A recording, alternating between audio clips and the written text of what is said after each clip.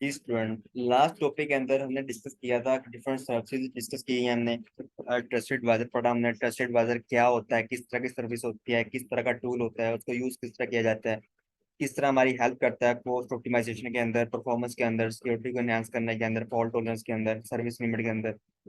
इसी तरह उसके बाद हमने डिस्कस किया कि बिजनेस के अंदर जिस तरह हम बिजनेस कंटिन्यूटी प्लान होते हैं, बैकअप प्लान होते हैं, इसी तरह क्लाउड के अंदर हमारे पास कौन से प्लान होते हैं। तो क्लाउड के अंदर उसको हम बोलते हैं डिजास्टर रिकवरी प्लान। अगर कोई डिजास्टर आ जाता है, आपकी कोई सर्विस डाउन हो जाती है, वहां पे कोई इशू आ जाता है, तो उसको अपने दोबारा रनिंग फॉर्म में कैसे लेके आना है अपनी सर्विस को, ठीक है। तो वो हमारा होता है डिजास्टर रिकवरी प्लान। आज हम पढ़ेंगे चीजों को एनालाइज किस तरह करना है क्लाउड के अंदर। एनालिसिस पढ़ेंगे, सिक्योरिटी एनालिसिस, हर तरह से देखेंगे कि हम अपने जो है चीजों को एनालाइज किस तरह कर सकते हैं, ठीक है। तो एनालाइज करने के लिए हम डिफरेंट सर्विसेज पढ़ी थी, आपको याद होगा।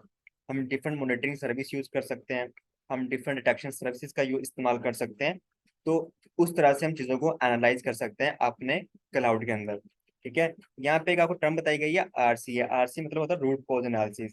कि अगर कोई डिजास्टर आ जाता है, ठीक है, अगर कोई मिस हैपन हो जाता है, कोई आपका अकाउंट हैक हो जाता है, फिर आपने देखना होता है उसकी रूट कॉज को देखना होता है कि एक्चुअली ये ब्रीच कहाँ से हुआ हमारा सिस्टम, ताकि नेक्स्ट टाइम वहां से वल्नरेबिलिटी रिमूव करके उसको वहां से मजबूत करते हैं, ताकि नेक्स्ट टाइम वहां से हमें जो है वो कोई भी ना आए, अटैक ना आए, ठीक है। तो डिफरेंट एनालिसिस के तरीके होते हैं, आपने उसको देखना होता है, चीजों को एनालाइज करना होता है। आज हम पढ़ेंगे, वो पढ़ेंगे मॉनिटरिंग एंड लॉगिंग के बेनिफिट पढ़ेंगे, ठीक है। मॉनिटरिंग के बेनिफिट्स क्या होते हैं, मॉनिटरिंग के बेनिफिट्स क्या होते हैं, अगर मैं आपको जनरली बात बताऊं तो मॉनिटरिंग के बेनिफिट्स ये होते हैं कि अगर कहीं पे मिस हैपन हो भी जाता है तो आप उसको ट्रैक कर सकते हो, मॉनिटर कर सकते हो कि किस वजह से हुआ है, ठीक है। फर्ज कर लें एक बैंक है, बैंक के बाहर क्या लगा हुआ है, एक सीसीटीवी कैमरा लगा हुआ है।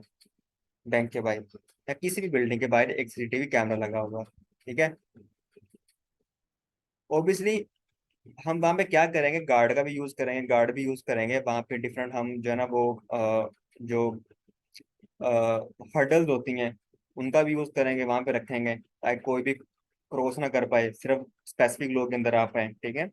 वहां पे हम एक वो स्कैनर भी रखेंगे, उसका भी यूज करेंगे। तो डिफरेंट लेयर के ऊपर सिक्योरिटी का यूज करेंगे बैंक के अंदर। लेकिन अगर फर्ज कर लें कोई मिस हैपन हो जाता है, कोई वहां पे लोग आ जाते हैं, सब चीजों को हटा के तोड़ के बैंक के अंदर दाखिल हो जाते हैं, तो आप वहां पे चोरी करके चले जाते हैं। लेकिन अगर हमने वहां पे सीसीटीवी कैमरा ना नहीं लगाए होंगे तो हम लोग कभी भी फाइंड नहीं कर पाएंगे, ठीक है। तो ये बेनिफिट होता है सीसीटीवी कैमरास का, जो उनको मॉनिटर कर रहे होते हैं, कि जो ये देख पा रहे होते हैं कि अंदर कौन है और बाहर कौन गया, कौन कौन एग्जिट हुआ, कौन कौन यहाँ से एंटर हुआ। उन सबको मॉनिटर करता है, कैप्चर करता है, उनकी हिस्ट्री क्रिएट करता है, बाद में उनको फाइंड कर सकते हैं इजीली, ठीक है। तो ये बेनिफिट होता है हमारे पास लोगिंग का, मॉनिटरिंग का। इसी तरह मॉनिटरिंग का बेनिफिट अगर ऑन प्रेमिसेस के ऊपर भी है, सीसीटीवी कैमरा अगर हमें मॉनिटरिंग बेनिफिट दे रहा है, तो ऑब्वियसली क्लाउड के अंदर भी मॉनिटरिंग बेनिफिट्स हमारे पास होंगे, ठीक है। तो क्लाउड के अंदर भी हम मॉनिटरिंग को करते हैं, मॉनिटरिंग के लिए भी डिफरेंट टूल का हम यूज कर सकते हैं। मैं आपको यहाँ बताता हूँ, यहाँ पे देखें।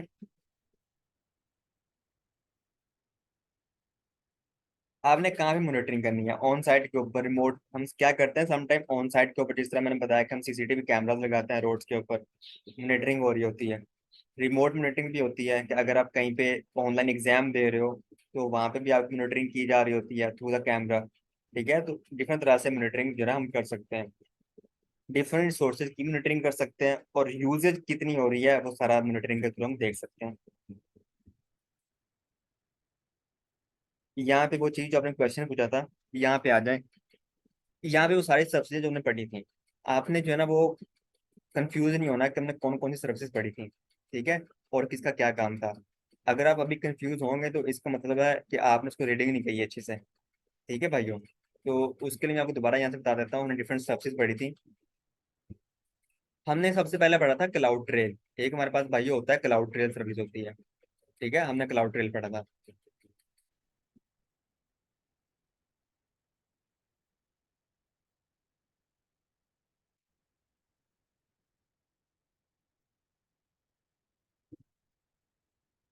क्लाउड ट्रेल एक मॉनिटरिंग सर्विस है। हमने कॉन्फ़िग भी पढ़ा था, कॉन्फ़िग भी एक मॉनिटरिंग सर्विस है हमारे पास, ठीक है, जो रिसोर्स को मॉनिटर करती है। फिर हमने पढ़ा हमारे पास और भी मॉनिटरिंग सर्विसेज होती हैं, जिस तरह हमारे पास आज हम पढ़ेंगे क्लाउड वॉच, जो भी मॉनिटरिंग सर्विस है हमारे अकाउंट के अंदर।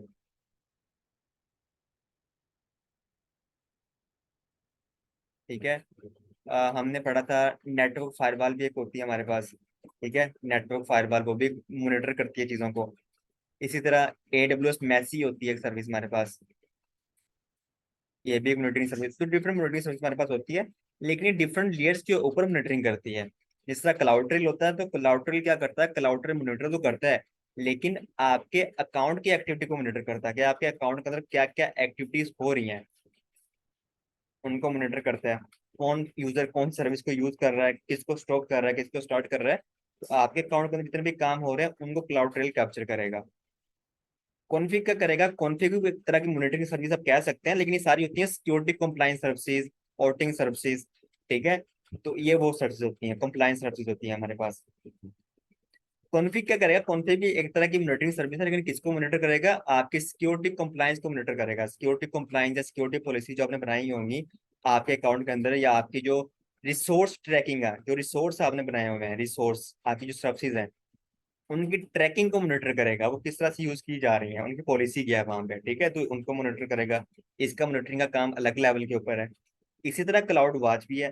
क्लाउड वॉच भी मॉनिटरिंग सर्विस है, लेकिन ये मॉनिटरिंग किसी और लेयर के ऊपर करता है। ये आपकी एप्लीकेशन को मॉनिटर करता है, जो आपकी एप्लीकेशन के मैट्रिक्स होते हैं, ये उनको मॉनिटर करता है। आपकी एप्लीकेशन को मॉनिटर करता है। आपकी एप्लीकेशन चल रही है EC2 के ऊपर, वो कितनी जो है ना वो रिसोर्सेज ले रही है, वहां पे कितनी CPU यूटिलाइजेशन हो रही है, वहां पे कितनी मेमोरी यूटिलाइजेशन हो रही है। तो इन चीजों को क्लाउड वॉच मॉनिटर करेगा, आपकी एप्लीकेशन के मैट्रिक्स को मॉनिटर करेगा क्लाउड वॉच। नेटवर्क फायरवॉल भी एक तरह की मॉनिटरिंग सर्विस है, लेकिन ये क्या काम करती है, ये आपकी IPs को मॉनिटर करती है कि जो ट्रैफिक नेटवर्क के अंदर आ रही है, VPC के अंदर आ रही है, और जो ट्रैफिक बाहर जा रही है, उनको मॉनिटर करती है, उनको कैप्चर करती है। इसी तरह मैसी भी एक सर्विस है, मैसी का अलग काम होता है, ये भी एक मॉनिटरिंग सर्विस होती है। तो यहाँ पे देखिए डिफरेंट मॉनिटरिंग सर्विस हमारे पास होती है। गार्ड ड्यूटी भी होता है। गार्ड ड्यूटी जो है ना, इंस्पेक्टर एक काम होती है हमारे पास। इंस्पेक्टर क्या काम करता है, इंस्पेक्टर हमारे पास जो है ना वल्नरेबिलिटी फाइंड करता है। ठीक है, इंस्पेक्टर वल्नरेबिलिटी फाइंड करता है, वो भी तरह की मॉनिटरिंग सर्विस है। आपके अकाउंट में आपके अकाउंट को मॉनिटर करता है, स्कैन करता है। इसी तरह गार्ड ड्यूटी भी एक मॉनिटरिंग सर्विस है। तो हर चीज जो है ना, तमाम मॉनिटरिंग सर्विस होती है, लेकिन वो अलग अलग जगह के ऊपर अपना अपना काम करती है।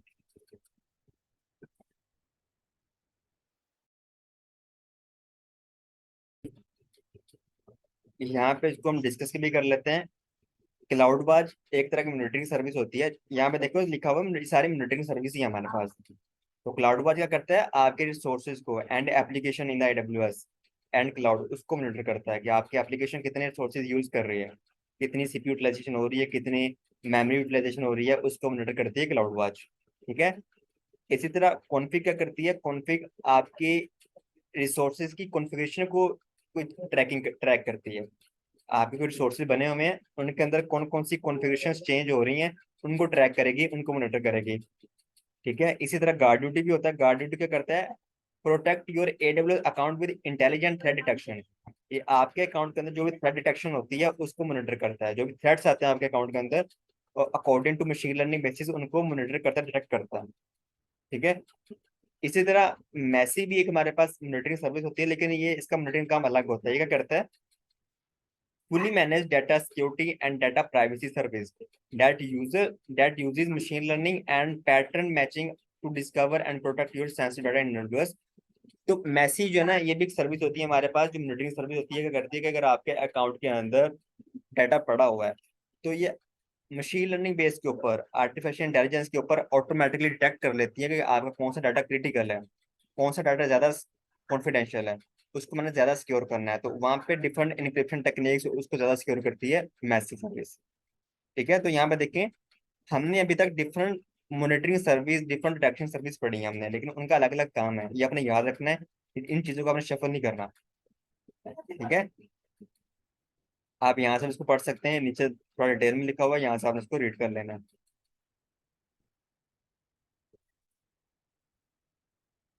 तो क्लाउड पास जो होता है ना, ये हमारे पास, इसको अब रहने दें कि मॉनिटरिंग एज सर्विस नहीं होता।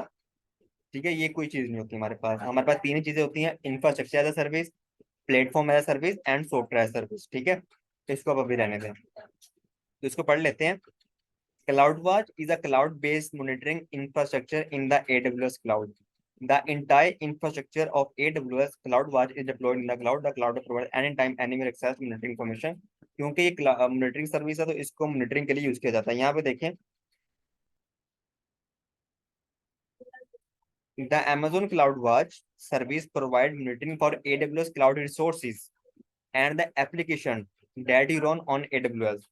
वो रिसोर्सेज कौन से हो सकते हैं? वो आपका EC2 हो सकता है, बीन स्टॉक हो सकता है, वो आपकी एप्लीकेशन हो सकती है, उनको मॉनिटर करती है।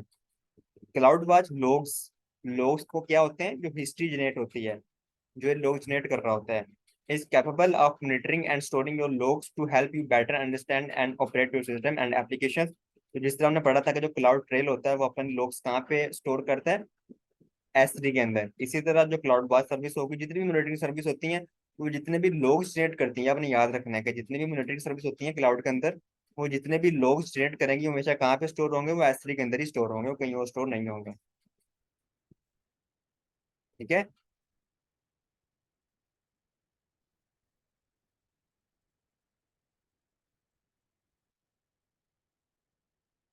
फिर डिफरेंट मॉनिटरिंग पॉलिसी आपकी हो सकती है। व्हाट शुड यू मॉनिटर, आपने क्या मॉनिटर करवाना है? How closely should you monitor? How often should you monitor? How does the monitoring? Do you outsource monitoring, data retention monitoring? तो डिफरेंट चीजें हो सकती हैं। ये आप पे डिपेंड करता है कि आपने मॉनिटरिंग सर्विस को किस लिहाज से यूज करना है, कहाँ तक यूज करना है। ठीक है, according to requirement, according to your need. उसके लिए आप डिफरेंट मॉनिटरिंग सर्विस बता दी हैं आपको कि भाई हम आपको हर लिहाज से मॉनिटरिंग सर्विस दे रहे हैं। Account monitoring, data monitoring, threat monitoring. तो आप जो भी आपने मॉनिटरिंग करनी है, आप वो सर्विस उस लिहाज से यूज कर सकते हैं। सिर्फ आपने पे करना है और मॉनिटरिंग सर्विस आप यूज करेंगे। यहाँ पे लिखा भी हुआ है, मैसी को पढ़ लेते हैं। Amazon Messi is a fully managed data security and data privacy service. It uses machine learning and pattern matching to discover, ये पढ़ा हुआ है, यहाँ पे पढ़े। As organization manage growing volume data, कि जैसे कोई कंपनी है, कोई ऑर्गेनाइजेशन है, जैसे जैसे उनका वॉल्यूम बढ़ता है, डाटा का इंक्रीज होता है, identifying and protecting their sensitive data at scale can become increasingly complex, expensive and time consuming। कि अगर कंपनी का थोड़ा सा डाटा है इनिशियल लेवल के ऊपर, तो ऑब्वियसली उसको मैनेज करना है, हैंडल करना, मॉनिटर करना हमारे लिए इजी होगा। लेकिन क्या हो अगर उस कंपनी का डाटा जो है ना, वो गीगाबाइट से एक्साबाइट में चला जाए, पीटाबाइट में चला जाए, ज्यादा हो जाए, तो उसको मैनेज करना, मॉनिटर करना हमारे लिए बहुत मुश्किल होगा। तो उसको ऑटोमेटिकली मॉनिटर के तौर पे आप क्या यूज कर सकते हो? मैसी यूज कर सकते हो। तो मैसी क्या करती है? Amazon Macie automate the discovery at sensitive data. तो उसको पता चल जाता है कि कौन सा डाटा आपका ज्यादा सेंसिटिव है, कौन सा कॉन्फिडेंशियल है, and load the cost of protecting your data, और उसको ऑटोमेटिकली तौर पे प्रोटेक्ट करती है। ठीक है।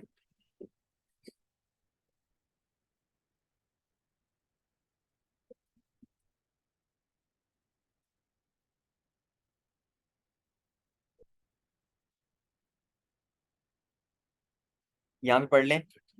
क्लाउड ट्रेल होता है, क्लाउड ट्रेल क्या करता है? आपकी अकाउंट की एक्टिविटी को मॉनिटर करता है। कॉन्फ़िगर करता है आपकी सोर्स की कॉन्फ़िगरेशन को मॉनिटर करता है। VPC फ्लो लॉग क्या करता है? फ्लो लॉग IP ट्रैफिक को मॉनिटर करता है। ये आपने याद रखनी है इस तरह की चीजें। ठीक है, तो कौन कौन सी सर्विस क्या काम करती है? तो VPC फ्लो लॉग आपकी VPC के अंदर जो ट्रैफिक आ रही है, जो IPs आ रहे हैं, जो जा रहे हैं, उन सबको मॉनिटर करता है, उनको ट्रैक करता है। ठीक है, ये बहुत इंपॉर्टेंट होता है हमारे पास, इसको आपने जरूर रीड करना है। इसको हम पढ़ लेना। ठीक है, जो चीजें हैं हमने बहुत सारी चीजें पढ़ी, इसको हमने सिर्फ यहाँ से रीड कर लेना।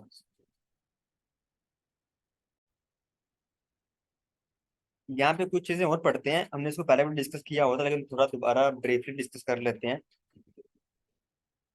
AWS के अंदर बेस्ट प्रैक्टिसेस क्या क्या है, वो हम पढ़ेंगे। हमने BPC पढ़ा, BPC की बेस्ट प्रैक्टिस क्या होती है वो पढ़ा।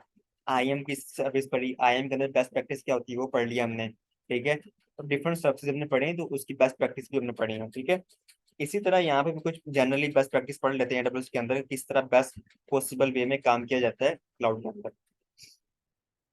सिक्योरिंग योर AWS अकाउंट, कि जो सबसे बड़ा काम होता है, मेन काम ये होता है कि आप अपने अकाउंट को सिक्योर करें, AWS के अकाउंट को सिक्योर करें।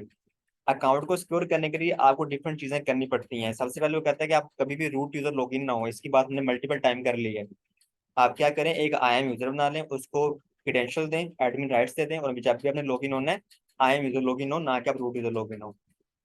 ठीक है, लेकिन वो कह रहा है कि अगर किन सिनेरियो में आप as a root user login हो सकते हैं, अगर ये सिनेरियोज हैं तो यहाँ पे आप रूट यूजर लॉगिन हो जाएं, लेकिन अगर इनके अलावा कोई काम है तो फिर आप आई एम यूजर ही हमेशा लॉगिन हो, ठीक है।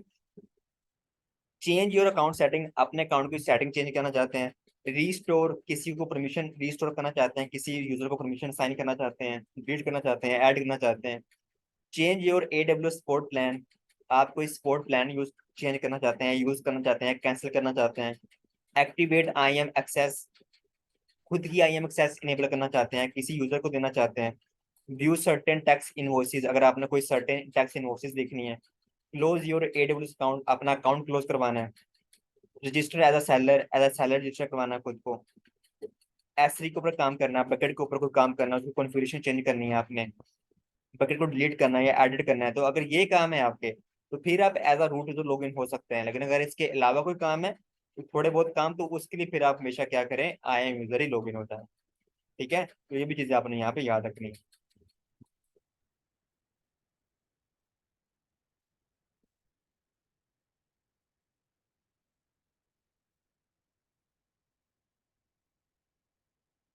यहाँ पे एक चीज लिखी हुई है, रजिस्टर एज अ सेलर। इसका मतलब ये होता है कि रजिस्टर एज सेलर मतलब होता है कि अगर आपने कोई, वो सेलर दूसरे वाला नहीं बात कर रहा, जो हम अमेजोन पे चीजें बेचते हैं उसकी बात नहीं कर रहा। यहाँ पे बात कर रहा है कि अगर आज जिस तरह हमने बोला था ना कि एक AMI होता है, मार्केट प्लेस होता है, जहाँ पे डिफरेंट लोग अपने ऑपरेटिंग सिस्टम सेल करते हैं, अपने सॉफ्टवेयर सेल करते हैं। इसी तरह अगर वहां पे हमने अपना खुद का AMI डालना है, एज अ सेलर रजिस्टर करना है खुद को, तो वहां पे आप जो है ना रूट यूजर लॉग इन हो सकते हो। तो सिक्योरिटी बेस्ट प्रैक्टिस के अंदर सबसे पहले बताया गया है, stop using AWS account root user as soon as possible. सबसे पहले आप क्या करें, एक IAM यूजर बना लें, ठीक है, और उसी के थ्रू आप सारा काम करें। बाकी आप जो ना रूट यूजर लॉगिन ना हो। रिक्वायर MFA फॉर एक्सेस, आप अपने अकाउंट के अंदर हमेशा MFA इनेबल करें, मल्टी फैक्टर ऑथेंटिकेशन इनेबल करें, तो ये तो रिक्वायर्ड होता है हर काम के अंदर, ये भी हमें वो बताते हैं, ठीक है। Activate cloud trail, cloud trail को एक्टिवेट कर लें। क्लाउड ट्रेल से क्या होता है कि क्लाउड ट्रेल के अंदर ये बेनिफिट हो जाता है, आपको आइडिया हो जाता है कि किसने मेरे अकाउंट के अंदर, किस यूजर ने क्या काम किया, ठीक है। अगर आपने डिफरेंट लोगों को एक्सेस दी हुई अपने अकाउंट की, तो आपको at the end of day ये पता नहीं चल पाएगा, आइडिया नहीं होगा कि इसने क्या काम किया। अगर किसी ने कोई 3 लोग काम कर रहे हैं, उन तीनों के पास जो है ना वो आपके EC2 की एक्सेस है, वो EC2 के ऊपर काम कर सकते हैं। तो पहली बात तो ये कि आप किसी को टर्मिनेशन एक्सेस दे ही ना। लेकिन अगर आपने दी हुई है और किसी यूजर ने टर्मिनेट कर दिया है आपका EC2, तो एक बोलेगा नहीं मैंने नहीं किया, इसने किया, दूसरा बोलेगा तीसरे ने किया, तीसरा बोलेगा नहीं दूसरे ने किया, मैंने, मेरी गलती नहीं है। तो वहां पे आप क्या करें, क्लाउड ट्रेल इनेबल कर लें, ठीक है, तो आपको आइडिया हो जाएगा इजीली कि किसने क्या काम किया आपके अकाउंट के अंदर। उसके बाद activate billing report such as cost and usage report, तो जो बिलिंग रिपोर्ट होती है उसको भी आप इनेबल कर लें, ताकि आपको बिलिंग आती रहे, आपको आइडिया होता रहे, ठीक है। उसके अलावा एक और बेस्ट प्रैक्टिस होती है कि यहाँ पे आप क्या करें, अपने रूट यूजर की जो एक्सेस कीज होती हैं, एक्सेस कीज, सीक्रेट कीज, उसको आप क्या करें, डिलीट कर दें, ठीक है, उसको रिमूव कर दें ताकि कोई भी उसको देख ना पाए।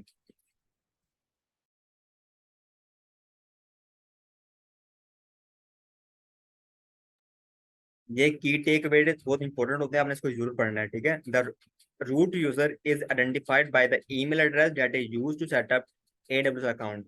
It has full admin access, ठीक है। Do not give the root user credentials to anyone, किसी को भी ना शेयर करें किसी के साथ भी। Delete the AWS account's root user access keys after the login, कि जब भी आप लॉगिन हो गए एक दफा, उसकी जो एक्सेस एंड सीक्रेट कीज होती हैं उसको डिलीट कर दें। और MFA इनेबल करें, एक IAM यूजर बना लें, क्लाउड ट्रेल इनेबल कर लें, बिलिंग एंड यूजेज रिपोर्ट को इनेबल कर लें। तो ये सारी बेस्ट प्रैक्टिस होती हैं जो हमें करनी होती हैं क्लाउड के। यहाँ पे कुछ चीजें डिस्कस कर लेते हैं कि कॉम्प्लायंस प्रोग्राम होते हैं AWS के, ठीक है। कॉम्प्लायंस प्रोग्राम क्या होता है, सिक्योरिटी के वाले से सिक्योरिटी कॉम्प्लायंस या कॉम्प्लायंस प्रोग्राम्स, उनकी पॉलिसीज क्या होती हैं सिक्योरिटी को लेके, या सिक्योरिटी से रिलेटेड क्या क्या पॉलिसीज होती हैं AWS को, जो उन्होंने भी फुलफिल करनी होती हैं, और यूजर एंड से आपने भी इसको फुलफिल करना होता है, ठीक है। तो उसके लिए क्या होता है, उसके लिए यहाँ पे एक चीज होती है, बाकी आपने चीजें नहीं पढ़नी, यहाँ पे सिर्फ आपने एक चीज पढ़नी है, SLA, सर्विस लेवल एग्रीमेंट। ये क्या होता है, आप contract that defines the quality and performance expectations of the service provided to a customer। कि AWS क्या है, एक कंपनी है, एक सर्विस प्रोवाइडर है, हम उनसे सर्विस ले रहे हैं, ठीक है, हम उनके कस्टमर हैं। ऑब्वियसली वहाँ पे between the service provider and client वहाँ पे एक कॉन्ट्रैक्ट भी होना चाहिए, एक कॉन्ट्रैक्चुअल रिक्वायरमेंट होनी चाहिए वहाँ पे। जिस तरह हम कोई चीज़ बाय करना चाहते हैं, हमने कोई इलेक्ट्रॉनिक चीज़ बाय करनी है बाजार से, तो वो बाय करने से पहले हम क्या करते हैं, भाई इसकी वारंटी दो क्या है, ठीक है, कितनी इसकी जो ना कितनी देर चलेगी, इसकी क्वालिटी क्या है, अच्छी है या बुरी है, तो सारी चीजें हम पूछते हैं। इसी तरह अगर हम क्लाउड को यूज कर रहे हैं तो क्लाउड को हम अपना कॉन्फिडेंशियल डाटा रख रहे हैं, क्लाउड को हम पे भी करेंगे, तो ऑब्वियसली हमारा हक बनता है उसे पूछने का, भाई हम जो सर्विस आपकी बाय कर रहे हैं उसकी सिक्योरिटी कितनी हमें मिलेगी, उसकी क्वालिटी कितनी मिलेगी, परफॉर्मेंस कैसी मिलेगी उसकी, ठीक है। तो वो सारी चीजें डिफाइन होती हैं, प्री डिफाइंड होती हैं, उसके लिए एक होता है सर्विस लेवल एग्रीमेंट, उसके अंदर तमाम चीजें लिखी होती हैं। तो उसके अंदर ये लिखा होता है कि अगर आप S3 यूज कर रहे हो, तो S3 के अंदर अगर कोई हम डाउन टाइम आपको कितना आएगा, क्योंकि हमने बात की थी कि डाउन टाइम तो आपको आता ही आता है हमेशा, ठीक है, आप चाहे कोई कोई भी क्लाउड यूज कर रहे हो, कुछ भी यूज कर रहे हो, तो डाउन टाइम तो आपको हमेशा थोड़ा बहुत फेस करना ही पड़ेगा, लेकिन बहुत ज्यादा नहीं, बिल्कुल मिनिमल डाउन टाइम आपको देखने को मिलेगा।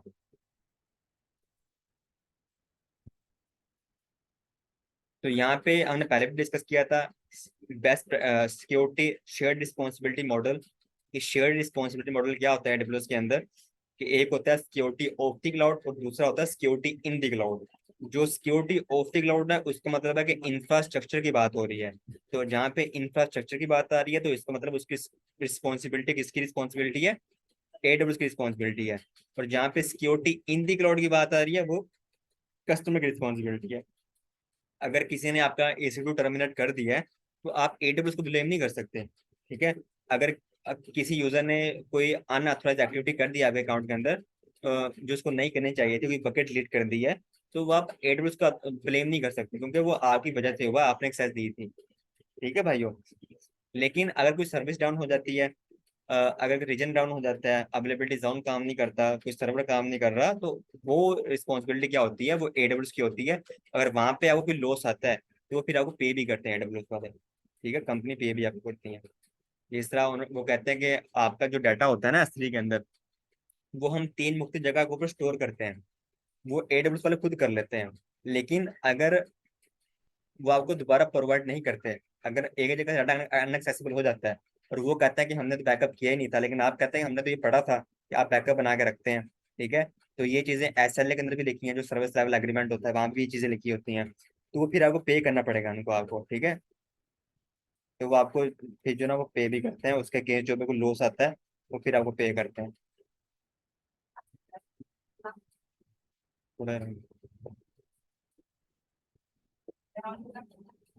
तो ये डिफरेंट चीजें होती हैं, इसको अभी रहने दें आप, इम्पोर्टेंट नहीं है ये वाला। AWS regularly undergoes independent third-party attestations audits to provide assurance that control activities are operating as intended। AWS वाले क्या करते हैं, AWS वाले अपनी सर्विसेज को का ऑडिट करवाते हैं, ठीक है। ऑडिट कैसे करवाते हैं, फिजिकली ऑडिट करवाते हैं और सॉफ्टवेयर वाइज ऑडिट करवाते हैं उनका, कि हमारी सर्विस को देखें और यहाँ पे जो ना हमें रेट करें आउट ऑफ 10, ठीक है। और वो इंडिपेंडेंट थर्ड पार्टी होती हैं, उनसे ऑडिट करवाते हैं, उनके अपने ऑडिटर नहीं होते उनके, ठीक है। और फिर वो ये बताते हैं, इस बात की श्योरिटी देते हैं कि AWS वाले जो आपको क्वालिटी प्रोवाइड कर रहे हैं उनकी क्वालिटी कैसी होगी, सर्विस कैसी होगी, सर्विस की परफॉर्मेंस कैसी होगी, तो वो वहाँ पे आपको बताते हैं उस ऑडिट के अंदर। तो वो कह रहे हैं कि अगर आपने वो ऑडिट रिपोर्ट देखनी है, वो सर्विस लेवल एग्रीमेंट अगर आपने देखना है, तो वो आप जहाँ AWS की सर्विस होती है आर्टिफैक्ट, वहाँ पे जाके आप इसको पढ़ सकते हैं। आर्टिफैक्ट एक हमारे पास जो है ना वो सर्विस नहीं होती, एक तरह का पोर्टल होता है हमारे पास, डॉक्यूमेंट होता है।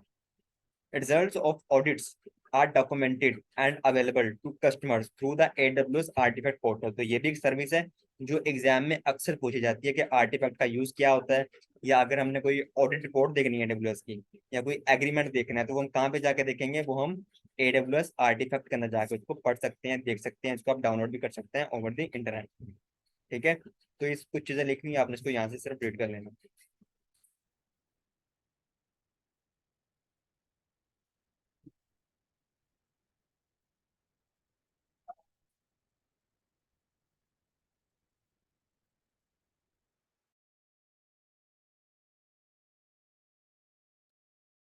इसको जरा यहाँ से रीड कर लें। AWS Cloud Compliance help customer understand the robust controls in place at AWS to help maintain security and data protection in cloud। ठीक है। उसके बाद यहाँ पे जो इंपॉर्टेंट चीजें हैं तो यहाँ तो नहीं लिखी हुई, बट आपने उसको पढ़ लेना है। कि हमारे पास एक SLA होता है, SLA एग्रीमेंट होता है कि किस सर्विस के अगेंस्ट आपको 1 साल में कितना डाउन टाइम आएगा।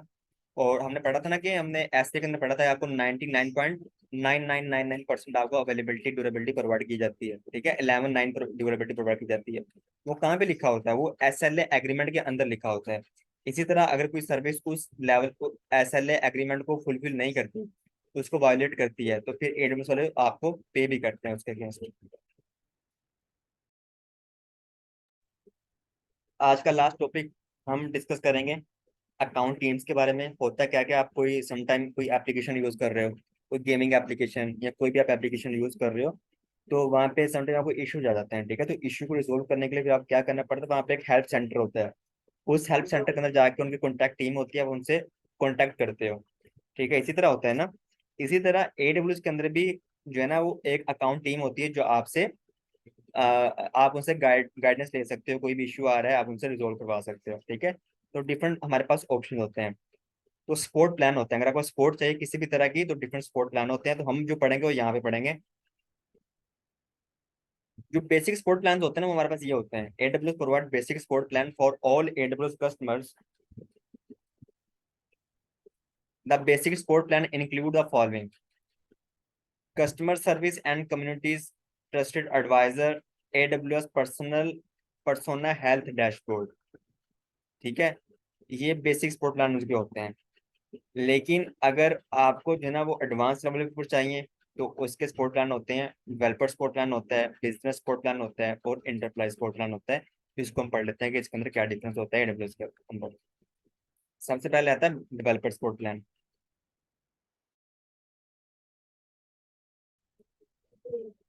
तो सबसे पहले हम बात कर लेते हैं डेवलपर सपोर्ट प्लान के अंदर। डेवलपर सपोर्ट प्लान क्या होता है? The developer support plan is for users that use AWS services for testing with in the AWS।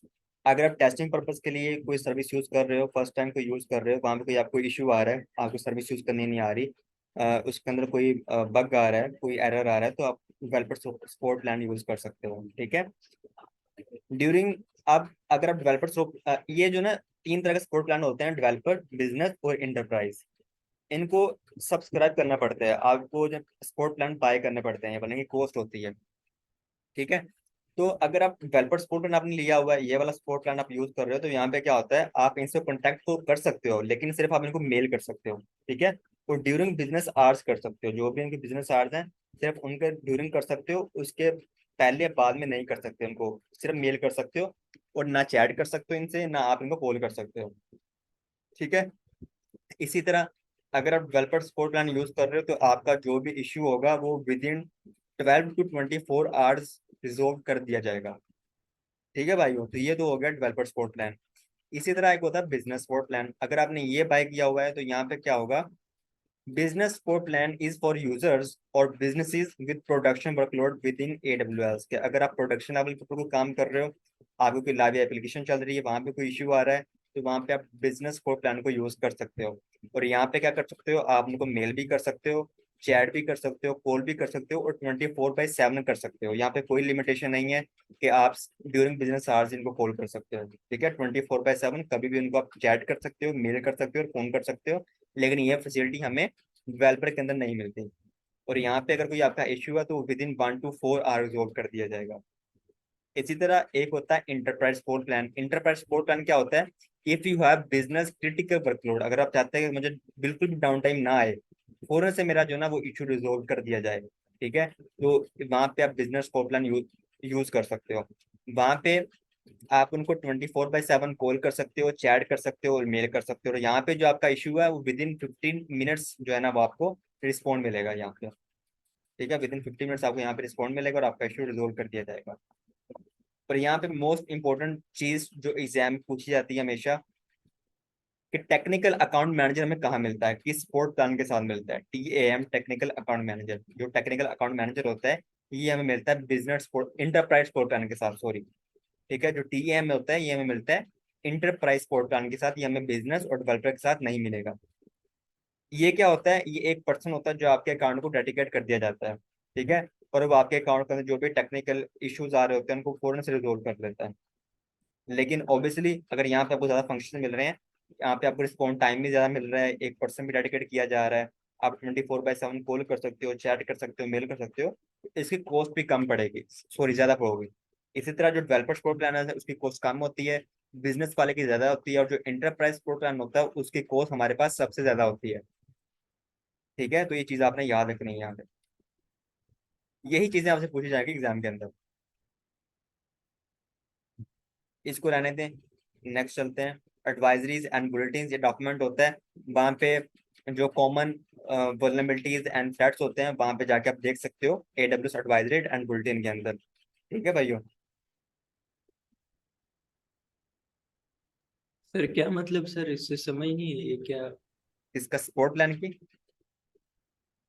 ये बुलेटिन्स के अंदर क्या जाके देखना है, अभी आपने बताया। डॉक्यूमेंट्स होता है, जैसे मैंने पढ़ा ना, एक आर्टिफैक्ट डॉक्यूमेंट होता है इनका, SLA डॉक्यूमेंट होता है, इसी तरह एडवाइजरीज एंड बुलेटिन ये भी डॉक्यूमेंट है AWS का। ठीक है, जो क्या करता है, these document provide information on current vulnerabilities and threats, के जो नॉन अटैक पैटर्न्स होते हैं, जो आपको किस तरह थ्रेट आ सकता है, किस लिहाज से आ सकता है, सिक्योरिटी किस तरह बेटर करनी है, कौन कौन सी वल्नरेबिलिटीज होती हैं जहाँ से अटैकर्स अटैक करते हैं, तो वो सारी आप वहां से जाके देख सकते हैं एडवाइजरीज एंड बुलेटिन के अंदर। ठीक है, यहाँ पे आपको जो ना सही है बेस्ट सर। प्रैक्टिस बताई गई है। ये लिंक भी है, अब यहाँ पे क्लिक करेंगे तो आप वहाँ पे उस इनका जो डॉक्यूमेंट होता है ये वाला, आप इसको रीड भी कर सकते हैं।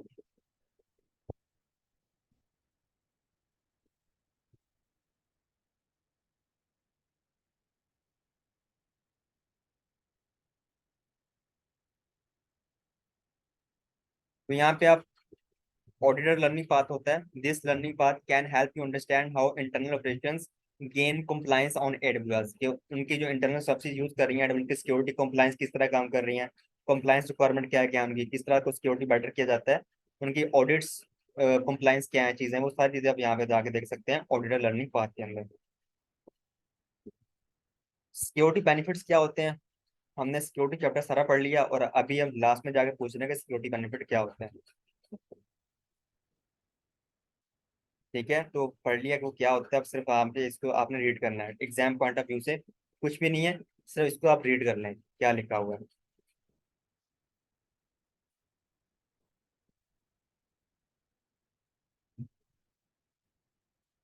जी भाइयों, तो ये था हमारा आज का टॉपिक, आज हमने AWS का सिक्योरिटी जो मॉड्यूल था वो फिनिश कर लिया, और कल को हम अपना न्यू मॉड्यूल स्टार्ट करेंगे।